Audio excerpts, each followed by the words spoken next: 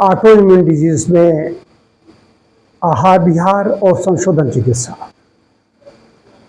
Auto immune disease में पेट संबंधी समस्या हो सकती है, ब्रेन संबंधी कोई समस्या हो सकती है, स्किन संबंधी समस्या हो सकती है और भी कई प्रकार की समस्याएं होती हैं। लेकिन ज़्यादातर जो रिमेटिक प्रॉब्लम के, जोड़ों के, जिसको रिमेटाइड अर्थराइटिस कहते हैं, ऐसे और उधर रोग, क्रोन डिजीज कहा जाता है, IBS भी कहते हैं उसको, ऐसे अल्सरेटिव कोलाइटिस, इस तरह के केस यहाँ पर आते हैं कायाकल्प केंद्र में। मैं अपने दीर्घकालिक अनुभव, अध्ययन किया वो अलग चीज़, लेकिन अनुभव जो इस समय मेरे पास एक रूमेटॉइड अर्थराइटिस की पेशेंट है, उसको जब दवाओं से कोई लाभ नहीं मिला, नेचुरोपैथी में वैसे भी बहुत ज़्यादा जब निराश हो जाते हैं, दवाओं से तंग आ जाते हैं, तमाम प्रकार की जांचों से कराने के बाद में, उसके बाद में व्यक्ति आता है, तो आई, उसको एक नींद नहीं आती थी। मैंने उसको ऐसी विधि बताई, संशोधन चिकित्सा दी, विधि बताई, उससे नींद आने लगी। इधर लगभग 1 महीना का उपचार हो चुका है उसका। अब तो मैंने तीसरे दिन उसको बुला रहा हूँ। लाभ का मतलब है कि बिल्कुल क्योर हो जाएगा, ये नहीं कह रहा हूँ। बहुत आराम हो गई, जो दर्द था, जरा सा पानी भी छूती थी, परेशानी हो जाती थी, उसमें उसको आराम मिल गई।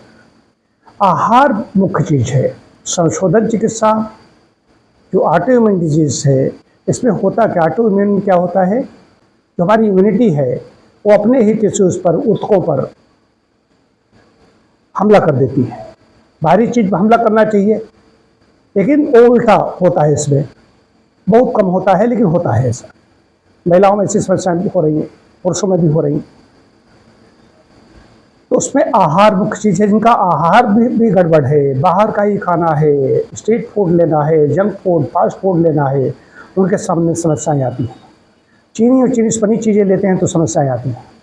जो भी फल और सब्जियां हैं, इसमें इन्फ्लेमेशन, जो सूजन होती है, उसके लिए घटाने में फल सब्जियां बहुत बड़ी कारगर है।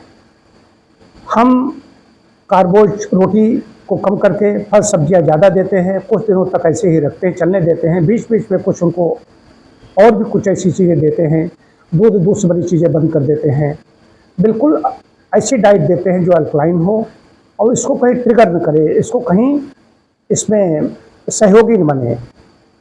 बस सूजन कम हुई, आराम मिल गई।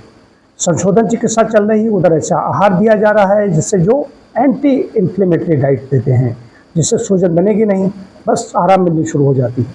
आहार विहार अगर ऐसा ही रखेगा, थोड़ा मन के लिए ध्यान करता रहेगा, तो इसमें आराम रहेगी। गड़बड़ी करेगा तो फिर आ जाएगा। आप वो कहे कि हम तो ठीक हो गए हैं, तो ठीक नहीं हो गए, फिर वो गड़बड़ी करेगा तो समस्या फिर उत्पन्न हो जाएगी। तो क्या करना है, ऐसा आदर्श आहार में अपने चिकित्सक से संपर्क करें, आदर्श आहार, अपना आहार चार्ट बनवाएं। और संशोधन चिकित्सा के लिए आपको पंचकर्म में नेचुरोपैथी के ऐसे सेंटर्स हैं, वहाँ पर जाना पड़ेगा। दवाओं में इसका कोई उपचार नहीं है, ठीक ठीक तरीके से कह रहा हूँ। दवाओं में इसका कोई उपचार नहीं है। इसमें यही उपचार है, संशोधन चिकित्सा कर दी जाए, जो टॉक्सिन्स हैं उनको बाहर निकाल दिया जाए, नए टॉक्सिन्स, नई सूजन डेवलप न हो, ऐसा आहार दिया जाए। बात इतनी सी है।